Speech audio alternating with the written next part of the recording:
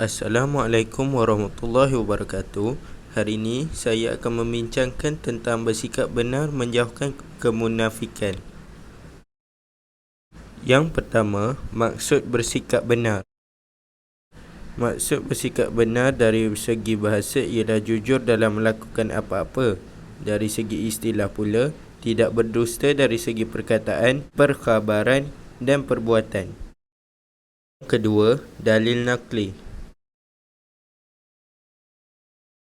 Allah menjelaskan dalam firman-Nya, Ya ayyuhallazina amanu taqullaha wa qulu qawlan sadida, yang bermaksud, wahai orang yang beriman, bertakwalah kepada Allah dan katakanlah yang benar.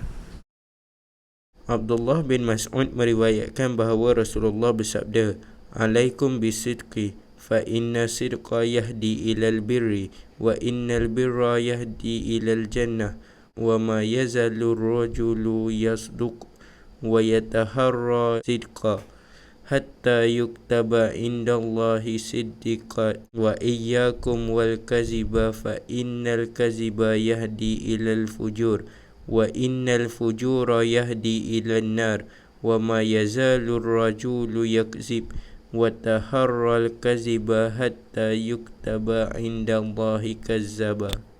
Yang bermaksud, hendaklah kalian sentiasa bersikap benar. Sesungguhnya benar itu membawa kepada kebaikan dan kebaikan itu membawa ke syurga. Seseorang yang sentiasa bersikap benar akan ditulis di sisi Allah sebagai seorang yang benar. Dan orang yang berdusta itu sesungguhnya dusta itu membawa kepada kejahatan dan kejahatan itu membawa ke neraka. Seseorang yang sentiasa bersikap dusta akan ditulis di sisi Allah sebagai seorang pendusta. Yang ketiga, tuntutan bersikap benar. Yang pertama, benar dalam tutur kata, tidak berbohong apabila berkata-kata dalam semua keadaan, memelihara diri daripada mengeluarkan lafaz yang jelas mendatangkan dosa yang mengelirukan. Yang kedua, benar dalam niat dan kemahiran, berniat ikhlas kerana Allah, berniat untuk membuat kebaikan semata-mata. Yang ketiga, benar dalam keazaman dan cita-cita, bertekad mencapai apa-apa yang dicita-citakan, tindakan yang dilakukan seiring dengan keazaman untuk mencapai matlamat. Yang keempat, benar dalam menepati janji, berjanji dengan apa-apa yang mampu ditunaikan, menunaikan apa-apa yang telah dijanjikan, melaksanakan tepat dengan sesuatu yang telah dijanjikan. Yang kelima, benar dalam tugas, melakukan tugasan tanpa mengharapkan balasan, melakukan tugasan dengan cara yang terbaik. Yang ketiga, contoh Rasulullah bersikap benar. Rasulullah menyampaikan wahyu Allah kepada umat manusia dengan bersifat benar. Baginda tidak menokok tambah ayat yang disampaikan.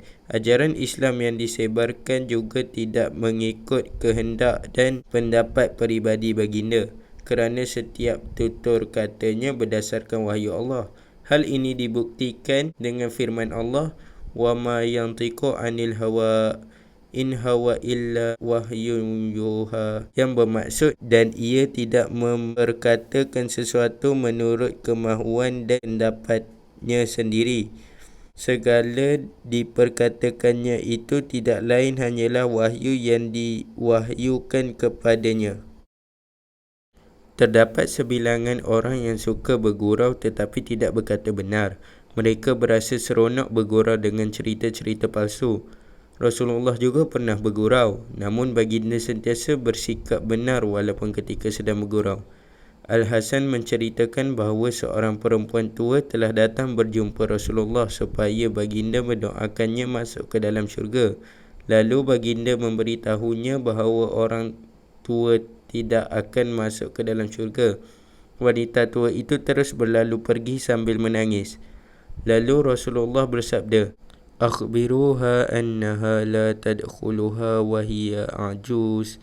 Innallaha ta'ala yaqulu faja'alnahunna abkara urban atraba. Yang bermaksud, kamu beritahulah kepadanya bahawa sesungguhnya dia tidak akan masuk syurga dalam keadaan tua.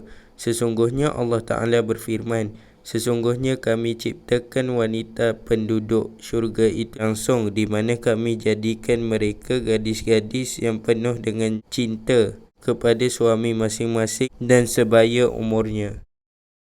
Yang keempat, hikmah bersikap benar. Terpelihara daripada sifat munafik yang dibenci oleh Allah, menenangkan hati kerana tidak melakukan dosa, saling bekerjasama kerana saling mempercayai, menjadi contoh teladan kepada orang lain kerana maruahnya dipandang tinggi.